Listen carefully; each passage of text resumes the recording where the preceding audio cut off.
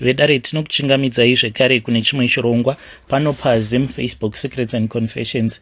Tadzoka zvekare nemamwe mamessages. Rekedzai tibva tapinda mamessages edu atadzoka takakubatirai. Message yedu yokutanga yakamira sekudai so: hanzi makadii zvenyu mukoma, ndinokumbirawo kuti munge muchipostawo nyaya yangu makavigawo chitupa changu. Iriniwo ndine secret yangu iyo yandiinayo. Secret yangu mukoma Nash yakamira sekudai so: friend yangu munozviziva here kuti akazotosvika pakufa ende ainge achingoti maacids ndiri kurwara nemaacids, but ainge asingazivi kuti ainge asiri maacids kwete, but ndini ndainge ndakatomuroya zvangu. Chiko chakakonzeresa kuti ndige ndichimuroya mukoma? Ndakadanana nemurume wake iye asingazvizivi. Takatanga kudanana apo paakamboramwa marriage yake. Honestly, what was I supposed to do? Ndainge ndakabva mukutambisirwa nguva yangu neumwe murume uyo wandainge ndichida nemwoyo wangu wose. Mukoma akasvika pakundiudza kuti iwe handikambofi ndakakuroora, kukupinza basa kwandakatokuita ndokutokuroora kwacho. Handiti izvezvi uri kutochengeta vabereki vako nekuda kwekuti ndini ndakakupinza basa, saka handifi ndakakuroora iwewe, ndichatongokurarira mahara ndigokuzvarisira mahara. Ndakarwadziwa mukoma zvekuti left with no choice ndakasvika pakubvisa pamuviri, even though ndainge ndisiri munhu ainge ari bad, but ndakatoona kutoti munhu uyu zvaandipa pamuviri kudai nezvose zvaari kutaura, kana ndikangopusa mwana uyu akasvika pakuzvarwa handinenge ndatopatisiwa muno mumujoni. Ndipo apo pandakazotaura nefriend yangu, iye ainge achigara kulocation, inini ndichishanda ndichigara kumaplot. Akabva anditi wadii wauya kulocation? Ndokubva ndazonzvenga ndikabva ndazoenda kulocation kuya tikatanga kugara zvekare. Apo pavakazotama ndokubva ndazotamawo tikatanga kugara kune imwe location. Ndainge ndichingoitawo zvemabasa zvekiya, saka iye sezvo ainge ari munhu aishanda each and every day, most of the times ndaizowana nguva yekuti ndige ndichizowadzana nemurume wake. Like takatanga tichingoitawo zvemajokes zvekungotiwo vaingondifonera kubva vati madii masvika kuno because ndakuvara nenzara, apa ndinenge nditori padheni ndakachila. Ndobva ndatoenda kuya tototenga madrinks tonwa toswera zvedu takagara pasina zvatainge tichiita mazuva ekutanga. But friend yangu aiva munhu wekuti ainetsa murume, aiva stubborn, asinganzwisisiki kuti anombonyatsokuda chii, achiita sekunge munhu ane shavi here, dhimoni rainge risingadi kuti ange achigara mumarriage. So aingoti kana akangonetsana nemurume obva watonzwa munhu ava kutopopota kutoti ndichadi marriage ye zvikati obva atorongedza hembe, ende kurakidza kuti zvainge zviri zvinhu zvainge zviine mhepo mukati. Aitorongedza hembe idzodzo muchipepa bhegi, mufunge zvenyu ava kutoti ndava kutoenda, kana dzimwe nguva mari yebhazi anenge asitomborina. So ndopandakabva ndazotoona kutoti munhu uyu waari kutambisira nguva yake munhu atori bho. Ndokubva ndazotangawo kuzongoitawo kungoacta out zvekuti kana iye murume akazozviona kuti apa ndinokwanisa kutohwina kana ndikapfimba apa. So pane umwe musi uyo wandakazofonerwa naye murume uyu akanditi madii mambosvika kunoko. Ndakati ndaenda kuya mukoma, ndokubva azongotanga kungotamba neni achindibata and I just responded. Tikabva tava tatose zvekuti kunyange friend yangu paakazoita zvaakaita sezvaainge ajaira achiti ndava kuenda, akatoshamisika murume achitoti iri bho uri kuda mari. Ndokubva atopiwa mari paya ndokubva aenda kuZim. Iniwo ndikabva ndazosara paya ndichibatira pamuviri. So friend yangu paakazodzoka mukoma Nash, ndainge ndava munhu uya wekuti ndainge ndorwadziwa manje nepain. Ndava kutanga kufunga kuti saka zvose zviya zvandainge ndichita nemurume wake zvinoreva kuti sevanhu vanogara vose on a daily basis ndozvavanogara vachiita. Ndikabva ndati pano ndoita sei? Apa ndava nepamuviri, apa nhumbu iyoyo yainge ichimuda murume wangu uyu sei, zvekuti ndaiti kana ndikapindwa nemweya wekuti ndikuda kuibvisa ndaitotanga kutochema because I loved him so much. Ndipo apo pandakazotanga kufamba manje ndakaenda kumaprofita akasiyana kudzamara ndichizosangana nevamwe amai paTikTok. Amai ava vanoitawo zvechiprofita. Ndakazonosangana navo kumba kwavo sezvo vainge vachingogarawo musame area.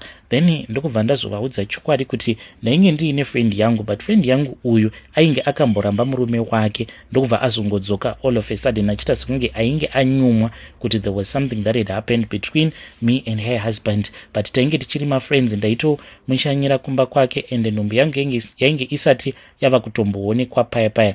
Then vakazoti vainge vachikwanisa kundibatsira, vakabva vanditi kumba kwake uri kuzoenda rini? Ndikati anytime soon ndinokwanisa kuenda kumba kwake. Vakabva vanditi usati waenda kumba kwake ndikuda kuti unge uchizotenga drink, kana watenga drink obva wazouya naro panapa. So ndakabva ndazonotenga Pepsi, 2 liters yePepsi, ndokubva ndaenda naro drink riya. Mukoma Nashi, drink iri handizivi kuti vakazvifambisa sei, because vakarivhura ndokubva vatoisa mishonga yavakaisa mudrinki iroro, webva minamato here kana kuti mishonga, mukoma I don't know. Vapedza kudaro vakabva varivhara drinki riya zvekuti raitoita sekunge risina kana kumbogara rakavhurwa drinki iroro. Vakabva vanditi uchibva pano uda kuti unge uchinanga kumba kwefriend yako straight. Ndo zvandakazoita mukoma, ndokubva ndaenda kumba kwefriend yangu ndichingonosvika ndichitorisa mudeep. Handisi uyo tava kutoona mamovie pasina kana nguva. Ndokubva ndasimuka paya ndikabva ndatora maglazi maviri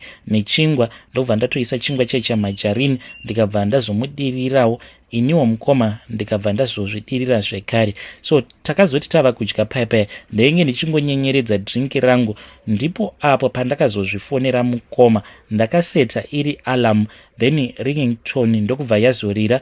Ndokubva ndatora glazi rangu rainge richiri rakazara nedrink, ndikaita sekunge ndainge ndichidavira phone ndichibuda panze. Mukoma Nashi, ndakabuda panze ndokubva ndatanga kufamba ndichienda kuseri kwedzimba, ndokubva ndazonorasa drinki riya. Ndokubva ndadzoka zvangu ndichiita sekunge ndainge ndichitopedzisa kutonwa drinki riya. Iye akaramba zvake ari busy achiconcentrata pamovie riya ratainge tichiona, ari busy achinwa zvake drinki rake nekudya chingwa. Mukoma on top of that ndakazotoita zvekutozotonwa mvura pandakaputsa ndadzipwa nechingwa, ndikabva ndati drinki ndava bo, ndinokwanisa kuzoita maacids ameno imi musingatyi maacids. Chaitoita sekunge chiporofita mukoma, because akachizotanga kurwara. There was one night paakandifonera, Mukoma Nashi akati andifonera kudaro akati ndiri kurwadziwa. The following evening as well, apa ndainge ndakanzi ndaifanira kuti ndige ndichizoita mazuva 3 ndisingaende kumba kwake, nekuti kana ndainge ndichazoenda kumba kwake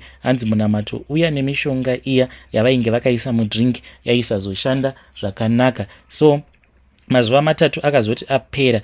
Zuva rechinumber 3 mukoma murume wacho akandifonera, I think kuti it was somewhere kuma 2 AM if I still remember very well. Ndopa ndakareceive a phone call ichibva kumurume, akabva anditi zviri kunoko handizive kuti ndoitawo sei, ndatova confused. Akabva azoti ainge achazotora phone obva azoisa padhuze nefriend yangu.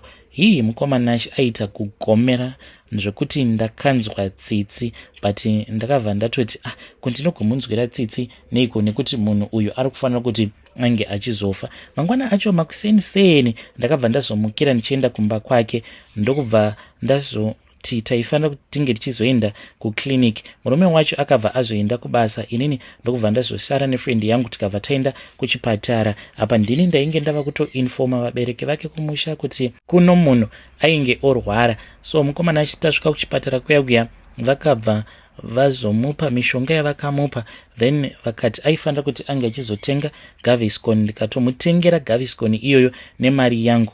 Ko ndaigoziva kuti munhu uyu upenyu painge pasisina, so I was not even worried kuti ndige ndichimutengera mapiritsi. So Mukoma Nashi akaramba ongorwara akapera. Munoziva kuti munhu akasvika pakuonda zvekuti ndakatombofungidzira kuti maybe yainge yatova AIDS. Saka zvaiitika paari Mukoma Nashi ndezvekudai, aiti paya kana kuri kunzi akadya something, iye aiti chikafu ichocho ainzwa sekunge chinenge chanomugara pahuro apa, uye zvekare achiti kumedza ainzwa sekunge ane maronda. So aingodya kana misova miviri, most of the times aitorarama nemaheu kana kuti mukaka. Dzimwe nguva ndaizotoita zvekutokanyanisa sadza riya kana kungoita riri porridge, then tobva tatoita wekutonwisa.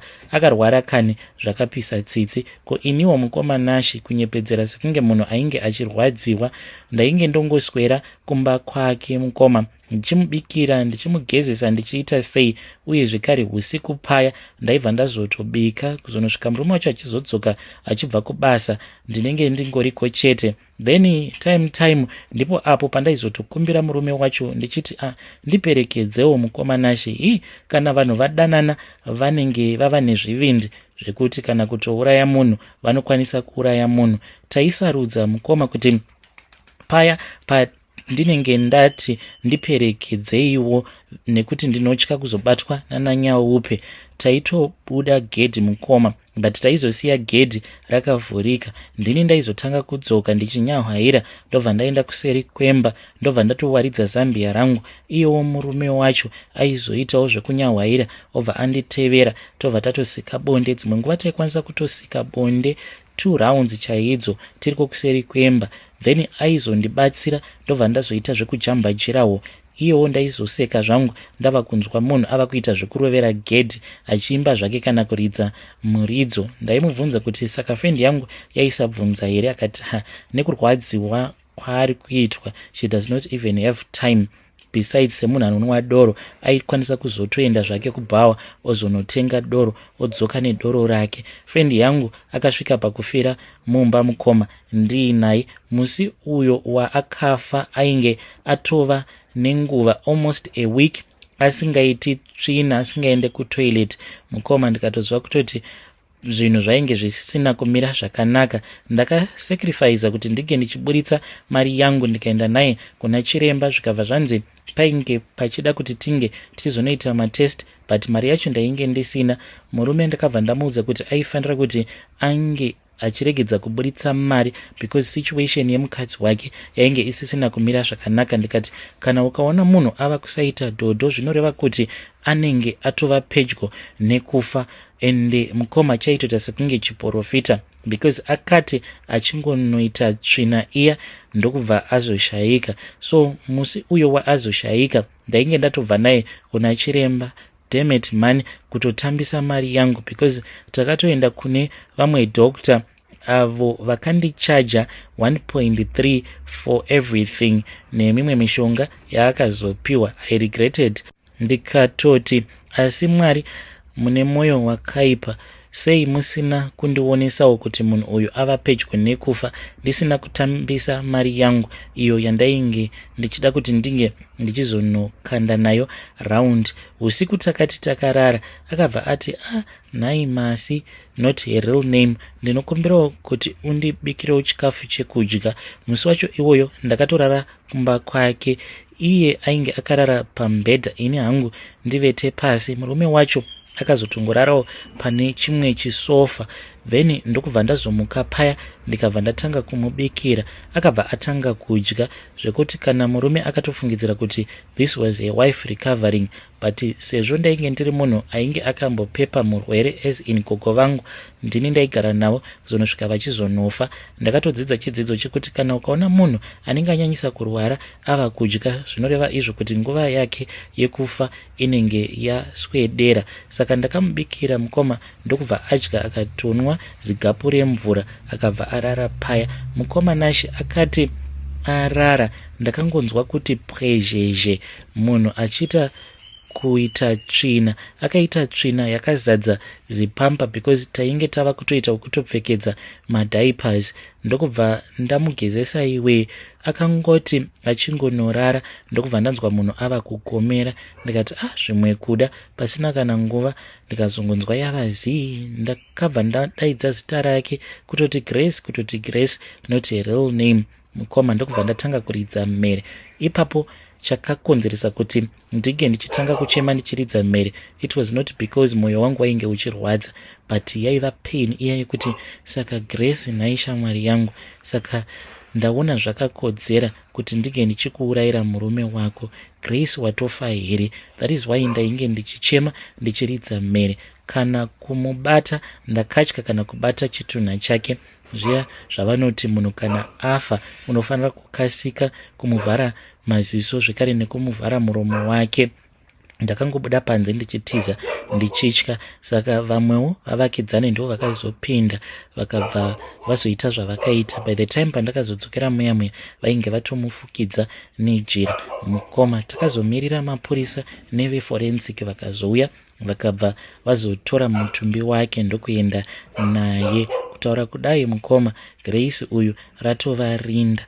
Ndakaita zvinhu izvi zvandakaita, I think kuti zvimwe zvacho inhau yekuti ndainge ndiine pamuviri. Kana uine pamuviri, pfungwa dzako dzinenge dzisinganyatsokutora zvakanaka, kutoita sekunge unenge uri munhu anenge ava kutodhunya. So ndo zvakaitika ipapo. Ndinoda kuti kwauri Grace undiregererewo, uye zvekare unge uchizozorora murugare. Usazomuka chipoko please uchindinetsera. Murume wako agara anotonetsa. Ndinotogarawo ndiine mastress, mumadrezi haabviri, anohora fani murume wako uyu. Saka naizvozvo undiregererawo shamwari, tichazosangana mushure mekunge ndatorwawo nenguva tozotaurirana. Mwari zvekare kwamuri pose pandakakutadzirai ndichikutukai, mundiregererawo in advance. Ndakaitawo zvandakaita ndichiziva, ende kana munhu ati I am sorry, ingawani bhaibheri rinoti munokwanisa kumuregerera nekuti muri Mwari wemazvokwadi. Kana mukaposta nyaya yangu mundizivisa, ndichange ndichizoteverera ndiri mucomment section. Vedare ndo message iyo yandakatumidzirwa ichibva kuna vanzvedzi vedu. Zvakangoma hazvo vedu we.